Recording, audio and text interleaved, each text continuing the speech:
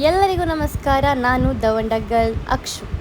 ಇವತ್ತು ನಾವು ಬೆಳಿಗ್ಗೆ ಬೇಗ ಎದ್ದು ಕೆಲಸ ಎಲ್ಲ ಮುಗಿಸಿ ದೇವಸ್ಥಾನಕ್ಕೆ ಹೋಯಿತು.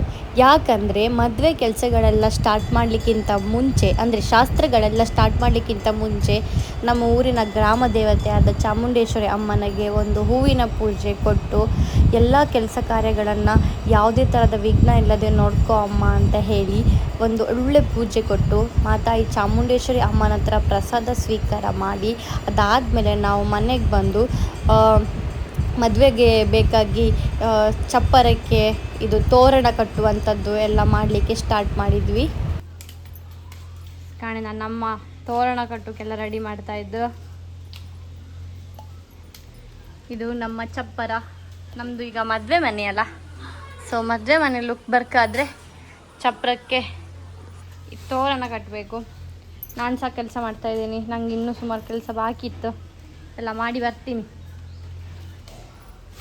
ಇದನ್ನ ಹೀಗೆ ಮಾಡಿ ಗುಚ್ಚು ಗುಚ್ಚು ಇಟ್ಟು ಕಟ್ಟುದಾಯ್ತಾ?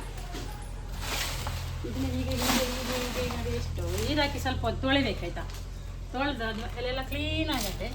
ಆಮೇಲೆ ಅದನ್ನ ಗುಚ್ಚ ಗುಚ್ಚ ಮಾಡಿ ಕಟ್ಟಿದ್ರೆ ಒಂದು, ಇಲ್ಲಾಂದ್ರೆ ಬಿಡಿ ಬಿಡಿ ಮಾಡಿ ಬೇಕಾದ್ರೆ ಕಟ್ಟಬಹುದು ಆಯ್ತಾ?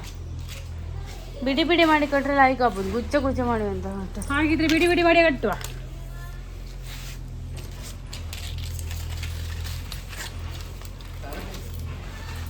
ನಾಲ್ಕರಿಲ್ಲ ಉಳ್ಕಾರು. ನಮ್ಮದು ಚಪ್ರದ್ದು ಕಂಬಲ್ಲ ಖಾಲಿ ಖಾಲಿ ಅನ್ನಿಸ್ತಿತ್ತು, ಅದಕ್ಕೆ ಇದೊಂದು ಹಾಕಿ ಬಿಡುವ ಅಂತೇಳಿ ಹೇಳಿ ಈಗ ತರಿಸಿತ್ತು. ನೋಡೋಣ, ಈಗ ನಾವು ಹಾಕ್ಬೇಕು ಇದನ್ನು. ಎಷ್ಟಾಗುತ್ತೆ ಅಷ್ಟು ಹಾಕೋದು. ಹೌದು, ರಕ್ಷಿತನೇ ತಂದದ್ದು. ನಾನೇ ಹೇಳೋದವಳ ಹತ್ರ ಬಣ್ಣದ ರಕ್ಷಿತ್ನ ತಪ್ಪ ಕೇಳಿದಲ್ಲ. ನೀವು ಹೇಳಿದ್ಯಾ? ಹೌದು, ನೀವು ಹೇಳಿದ್ ನಂಗೆ ಗೊತ್ತಿಲ್ಲ, ನಾ ಹೇಳಿದ್ದೆ. ನಾಯಿಗೆ ರಕ್ಷಿತ್ನ ಬಣ್ಣ ಬೇಕೇ ಬೇಕು ಅಂತ. ಈ ಒಂಚೂರು ನಂಗೆ ಲ್ಯಾಡರ್ ತಂದ್ಕೊಡಿ, ನಾನು ಹತ್ತಿ ಹಾಕ್ತೆ. ಹೂವಲ್ಲಿ ಇದು ಬೊಂಡ.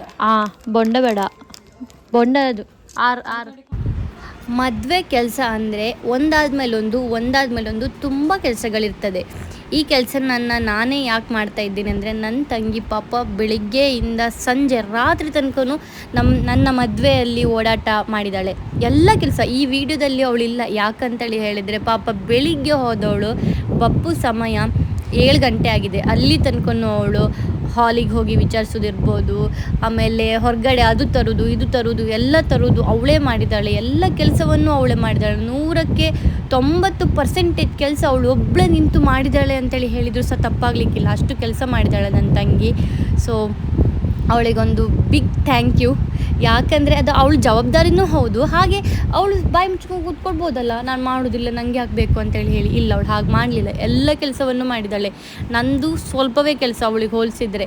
ಯಾಕಂದರೆ ನನಗೆ ಹೊರಗೆಲ್ಲ ಹೋಗಲಿಕ್ಕಿಲ್ಲ ಅಂತ ಹೇಳಿದ್ದಾರೆ. ನಾನೀಗ 2 ದಿನ ಆಯಿತು ಎಲ್ಲಿಗೂ ಹೊರಗೆಲ್ಲ ಹೋಗ್ತಾನೆ ಇಲ್ಲ. ಒಳಗಿದ್ದು ಕೆಲಸ ಮಾತ್ರ ನಾನು ಮಾಡ್ತಾ ಇರೋದು. ಸೊ ಒಳಗೆ ಏನಾದರೂ ಮಾಡುವಂಥದ್ದು ಎಂತ ಇದ್ದರೆ ಮಾತ್ರ ನಾನು ಮಾಡ್ತಾಯಿದ್ದೆ. ಹೊರಗಡೆ ಹೋಗಿ ಎಲ್ಲ ಸಾಮಾನು ತರೋದಿರ್ಬೋದು, ಮನೆಗೆ ಬೇಕಾಗಿರೋ ಸಾಮಾನು ತರೋದಿರ್ಬೋದು, ದಿನಸಿ ಐಟಮ್ ತರೋದಿರ್ಬೋದು, ಪ್ರತಿಯೊಂದು ಕೆಲಸ ನನ್ನ ತಂಗಿ ಮಾಡ್ತಾ ಇದ್ದಾಳೆ. ಅವಳಿಗೆ ಎಷ್ಟು ಹೇಳಿದ್ರು ಕಮ್ಮಿನೇ. ಯಾಕಂತೇಳಿ ಹೇಳಿದ್ರೆ, ನಾನೇ ನೋಡ್ತಾ ಇದ್ದೀನಲ್ಲ ಪಾಪ, ಅವಳಿಗೆ ಸುಸ್ತಾಗ್ತಿದೆ, ಅವಳಿಗೆ ನೋವಾಗ್ತಾಯಿದೆ. ಆದರೂ ಸಮೇತ ಅವಳು ನನ್ನ ಅಕ್ಕನ ಮದುವೆ ಅಂತ ಹೇಳಿ ಎಲ್ಲ ಕೆಲಸಕ್ಕೂ ಓಡಾಡ್ತಿದ್ದಾಳೆ. ಈ ವಿಡಿಯೋದಲ್ಲಿ ಸಹ ಅವಳಿಲ್ಲ. ಯಾಕಂತೇಳಿ ಹೇಳಿದರೆ, ಅವಳು ಹೊರಗಡೆ ಕೆಲಸ ಮಾಡ್ತಾ ಇದ್ದಾಳೆ. ಇವ ಬಂದಿದ್ದಾನೆ ಅಲ್ಲಿ ನೋಡಿ, ಅಲ್ಲೊಂದು ಮಂಡೆ ಕೊಡ್ತೀನಿ. ನಾವು ಆಲ್ಮೋಸ್ಟ್ ಎಲ್ಲ ಪ್ರಿಪೇರ್ ಮಾಡ್ಕೊಂಡಿತ್ತು. ಆವಾಗ ಶರಣ ಮತ್ತು ವಿಘ್ನೇಶ ಸಹ ಬಂದರು. ಆಮೇಲೆ ಶರಣ ವಾಪಸ್ ಅವ್ರ ಮನೆಗೆ ಹೋದ, ಮತ್ತು ಆ ದಿವಸ ಹೋಗಿದ್ದ. ಅವರಿದ್ದರೆ ಸಹ ಕೆಲಸ ನಡೆಯೋದಿಲ್ಲ. ಅದಕ್ಕೆ ನಾನೇ ಹೇಳಿದೆ, ನೀವಿಬ್ಬರು ಸಂಕಡಿಗೆ ಹೋಗಿ ಮಾರ್ರೆ ಅಂದ್ಕೊಂಡು ಹೇಳಿ. ಸೊ ಅವರು ಸಂಕಡಿಗೆ ಹೋದರು. ನಾನು ಮತ್ತು ವಿಗ್ಗು ಮತ್ತು ನಂದು ಮಾಮಿ ಮತ್ತು ನನ್ನ ಅಮ್ಮ ಮತ್ತು ಚಿನ್ನಮ್ಮ ಮತ್ತು ಬೆಣ್ಣೆ ಎಲ್ಲ ಇದ್ದರು.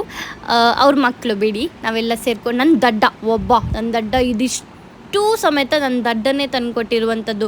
ಖಾಲಿ ಆದಂಗೂ ದಡ್ಡ ಮಾವಿನೆಲೆ ಖಾಲಿ ಆಯಿತು ಅಂತ ಹೇಳಿ ನಮ್ಮ ದಡ್ಡ ಒಂದು 6ರಿಂದ 7 ಸಲ ಹೋಗಿ ಮಾವಿನೆಲೆ ತಂದುಕೊಟ್ರು. ಅದಾದಮೇಲೆ ನಾವು ಇದು ತೋರಣ ನಾನು ಹೇಳಿದ್ದೆ, ನಮ್ಮದು ಚಪ್ಪರ ಫುಲ್ ಖಾಲಿ ಕಾಣಿಸ್ತಾ ಇದೆ. ಸೊ ನನಗೆ ಚಪ್ಪರಕ್ಕೆ ಇದೊಂದು ತೋರಣ ಮಾಡಬೇಕು ಅಂತ ಹೇಳಿದ್ದೆ. ಸೊ ನನಗೆ ಚಪ್ಪರಕ್ಕೆ ಬೇಕಾಗಿ ಈ ತೋರಣವನ್ನು ಕಟ್ತಿರುವಂಥದ್ದು. ಈ ತೋರಣವನ್ನು ಚಪ್ಪರಕ್ಕೆ ಕಟ್ಟಿ ಅದಾದಮೇಲೆ ಇನ್ನೂ ಒಂದು ತೋರಣ ಮಾಡಬೇಕಿತ್ತು. ಅದು ದೊಡ್ಡ ಟಾಸ್ಕ್ ಆಗಿತ್ತು. ಯಾಕಂದರೆ ನಮ್ಮ ಮನೆಯಲ್ಲಿ ಅದನ್ನು ಕಟ್ಟುವವರು ಯಾರೂ ಇರಲಿಲ್ಲ. ನಾವೇ ಏನೋ ಎಲ್ಲ ಮಾಡಿ ಒಂದು ಸಾಹಸ ಮಾಡಿ ಅಂತೂ ಇಂತೂ ಒಂದು ಸಾಹಸ ಮಾಡಿ ನಾವು ಅದು ಮೇಯ್ನ್ ತೋರಣ ಅಂತ ಹೇಳ್ತಾರಲ್ಲ, 2 ಕಂಬ ನಿಲ್ಲಿಸಿ ಅದಕ್ಕೆ ಕಟ್ತಾರಲ್ಲ, ನಮ್ಮ ಹತ್ರ ಕಂಬ ಸಹ ಇರಲಿಲ್ಲ. ಕಂಬ ಮತ್ತು ಇನ್ನು ಹೋಗಿ ಕಂಬ ತರೋದೆಲ್ಲ ದೊಡ್ಡ ಕೆಲಸ ಆಗುತ್ತೆ. ಅದಕ್ಕೆ ನಮ್ಮ ಅಲ್ಲೇ ರಪಕ್ಕ ಒಂದು ಪ್ಲ್ಯಾನ್ ಮಾಡಿ 2 ಪೈಪ್ ತಂದುಕೊಟ್ರು. ಆ ಪೈಪಿಗೆ ಬಾಳೆದಿಂಡೆಲ್ಲ ಕಟ್ಟಿ ಅದಾದಮೇಲೆ ಅಷ್ಟೊತ್ತಿಗೆ ಊಟಕ್ಕಂತ ಪಪ್ಪ ಸಹ ಮನೆಗೆ ಬಂದಿದ್ದರು. ಅವ್ರು ಹೇಳಿದರು ಈ ಥರ ನಾವು ಫಸ್ಟು ಉಲ್ಟದಿಂದ ಕಟ್ತಾ ಇದ್ದೆ, ನಂಗೆ ಗೊತ್ತೇ ಆಗಲಿಲ್ಲ. ಆಗ ಪಪ್ಪ ಹೇಳಿದರು ಈ ಥರ ಅಲ್ಲ, ಈ ಥರ ಕಟ್ಟಿ ಆವಾಗ ಮೇಲಿಂದ ಕೆಳಗೆ ಬನ್ನಿ, ಆವಾಗ ಬಳ್ಳಿ ಕಾಣಿಸೋದಿಲ್ಲ. ನಾನೆಂತ ಮಾಡ್ತಾಯಿದ್ದೆ, ಕೆಳಗಿಂದ ಮೇಲೆ ಹೋಗ್ತಾ ಇದ್ದೆ. ಆದರೂ ನನಗೆ ಏನೋ ಅನ್ನಿಸ್ತಾ ಇತ್ತು, ಈ ಬಳ್ಳಿ ಕಾಣಿಸ್ತಿದೆಯಲ್ಲ, ಈ ಬಳ್ಳಿ ಕಾಣಿಸ್ಬಾರ್ದಲ್ಲ, ಈಗ ಬಳ್ಳಿ ಕಾಣಿಸ್ದಿದ್ದ ಹಾಗೆ ಹೇಗೆ ಮಾಡೋದು ಅಂತ ಫುಲ್ ಮಂಡೆ ಎಲ್ಲ ಖರ್ಚು ಮಾಡಿ ಅಂತೆಲ್ಲ ಮಾಡ್ತಾಯಿದ್ದೆ. ಅದೇ ಸಮಯಕ್ಕೆ ಪಪ್ಪ ಊಟ ಮಾಡಿ ಎಲ್ಲ ಹೊರಗೆ ಬಂದಾಗ ಹೇಳಿದರು, ಇದು ಹಿಂಗಲ್ಲ ಮಗ, ಹೀಗೆ ಮೇಲಿಂದ ಕೆಳಗೆ ಬನ್ನಿ, ಆವಾಗ ನಿಮ್ಮದು ಬಳ್ಳಿ ಕಾಣಿಸೋದಿಲ್ಲ, ಮಾವಿನೆಲ್ಲ ಮೇಲಿರುತ್ತೆ ಅಂತ ಹೇಳಿದರು. ಅದಕ್ಕೆ ಕಾಂಬ ಅಂತೇಳಿ ಹೇಳಿ ಆಮೇಲೆ ಮೇಲಿಂದ ಕೆಳಗೆ ಕಟ್ಕೊಂತ ಬಂತು. ನಾನು ವಿಘ್ನೇಶ್ ಆಮೇಲೆ ಎಂತಾಯಿತು, ಕೀರ್ತಿಮಾಯಿ ನಾವು ಕಾಂಪಿಟೇಷನ್ ಮಾಡೋಣ ಅಂತ ಹೇಳಿ ಇನ್ನೊಂದು ಪೈಪ್ ಹಿಡ್ಕೊಂಡ್ರು. ಅವರು ನಮ್ಮಮ್ಮ ಮತ್ತು ಮಾಮಿಯವರಿಬ್ಬರು ಸೇರ್ಕೊಂಡು ಒಂದು ಪೈಪನ್ನು ಮಾಡಿದರು.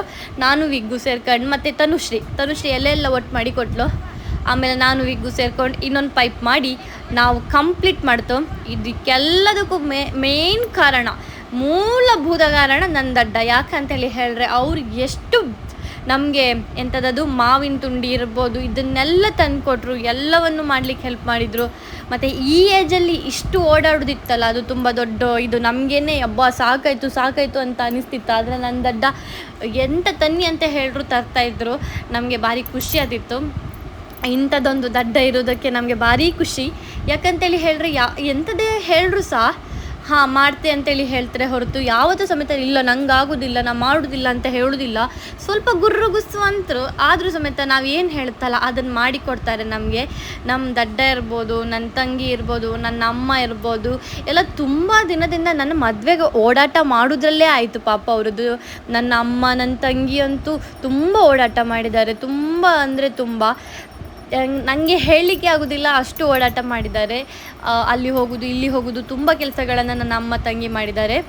ಅದಾದಮೇಲೆ ಈ ನಡುವಲ್ಲಿ ನಮಗೆ ಇನ್ನೊಂದು ನಮ್ಮದು ಮನೆಯದು ಜಾಗದ್ದು ದೇವರಿಗೆ ಚೌಂಡಿ ದೇವರು ಅಂತೇಳಿ ಹೇಳಿ ಆ ದೇವರಿಗೆ ಸಮೇತ ಪೂಜೆ ಮಾಡಲಿಕ್ಕಿತ್ತು. ಈ ನಡುವಲ್ಲಿ ಭಟ್ರು ಸಹ ಬಂದು ಹಾರ್ನ ಹಾಕ್ತಾಯಿದ್ರು. ಆಮೇಲೆ ರಪಕ್ಕೆ ಎಲ್ಲ ಪೂಜೆ ಐಟಮ್ಸ್ ಎಲ್ಲ ನಮ್ಮ ಹತ್ರ ರೆಡಿ ಇತ್ತು. ಆದರೆ ನಮಗೆ ಕೆಲಸದ ಗಡಿಬಿಡಿಯಲ್ಲಿ ಮರೆತು ಹೋಗಿತ್ತು. ಸೊ ರಪಕ್ಕ ಪೂಜೆದ್ದು ಐಟಮ್ಸ್ ಎಲ್ಲ ತೊಗೊಂಡೋಗಿ ಭಟ್ರಿಗೆ ಕೊಟ್ಟು ಭಟ್ರ ರಪಕ್ಕ ಒಂದು ಪೂಜೆ ಮಾಡಿಕೊಟ್ರು. ಅದಾದಮೇಲೆ ಮತ್ತೆ ವಾಪಸ್ ಅದೇ ತೋರಣ ಕಟ್ಟಲಿಕ್ಕೆ ಸ್ಟಾರ್ಟ್ ಮಾಡಿದ್ವಿ. ಅದಾದಮೇಲೆ ತೋರಣ ಕಟ್ತಾ ಇರುವಾಗ ನಮ್ಮದು ಡೆಕೋರೇಷನ್ ಅವರು ಕಾಲ್ ಮಾಡಿದರು, ನಾವೀಗ ಬರ್ತಾ ಇದ್ದೀವಿ ಅಂತ ಹೇಳಿ. ಸೊ ರಪ್ಪಕ್ಕ ಅವರಿಗೆ ಬಂದಾದಮೇಲೆ ಅವರಷ್ಟಕ್ಕೆ ಅವ್ರು ಡೆಕೋರೇಷನ್ ಮಾಡಿದರು. ಅವ್ರು ಸಮೇತ ಗುರ್ತದವರೇ. ಎಸ್, ಎಲ್ಲವೂ ಪ್ರಿಪೇರ್ ಆಗಿದೆ, ಎಲ್ಲವೂ ತಯಾರಾಗಿದೆ. ಇನ್ನು ನಾಳೆ ಬೆಳಿಗ್ಗೆ ಎದ್ದು ಬಳೆ ಶಾಸ್ತ್ರ, ಅರಿಶಿನ ಶಾಸ್ತ್ರ ಎಲ್ಲವೂ ಮಾಡಲಿಕ್ಕಿದೆ. ಇವಾಗ ಮೇಲೆ ಎಲ್ಲ ಲೈಟಿಂಗ್ಸ್ ಎಲ್ಲ ಮಾಡ್ತಾ ಇದ್ದಾರೆ. ಆಲ್ಮೋಸ್ಟ್ ಎಲ್ಲವೂ ಆಗಿದೆ. ಚಂದದಲ್ಲಿ ಫಂಕ್ಷನ್ ಆದರೆ ಸಾಕು, ನಂಗಂತೂ ಸಾಕಬೇಕಾಗಿ ಹೋಯ್ತು. ಯಬ್ಬ ಈಗ ಮನೆ ಕಂಡ್ರೆ ಲಾಯ್ಕ್ ನಿದ್ರೆ ಬರುತ್ತೆ. ಆದರೂ ಇನ್ನೂ ಕೆಲಸ ಮುಗಿಲ್ಲ. ಯಾಕಂದರೆ ನಾಳೆ ಬೆಳಗ್ಗೆ 6:30 ಬಳಗಾರ ಬರ್ತಾರಂತೆ ಬಳೆ ಇಡಲಿಕ್ಕೆ. ಸೊ ಅದಕ್ಕೋಸ್ಕರ ಈಗಲೇ ದೇವ್ರದ್ದು ಎಲ್ಲ ಪ್ರಿಪೇರ್ ಮಾಡಿ ಇಟ್ಟರೆ ಆಮೇಲೆ ಲೈಕ್ ಮಾಡಿ ಮನ್ಕಂತೆ. ಇವರೆಲ್ಲ ಡ್ಯಾನ್ಸ್ ಪ್ರಾಕ್ಟೀಸ್ ಮಾಡು ಅಂತೇಳಿ ಹೇಳ್ತಾ ಇದ್ರು. ನಾನು ಕೇಳಿದ್ದು ನಾಪ್ದಲ್ಲಪ್ಪ. ಓಕೆ, ಬಾಯ್. ನಾಳೆ ಇನ್ನೊಂದು ವಿಡಿಯೋದಲ್ಲಿ ಸಿಗುವ.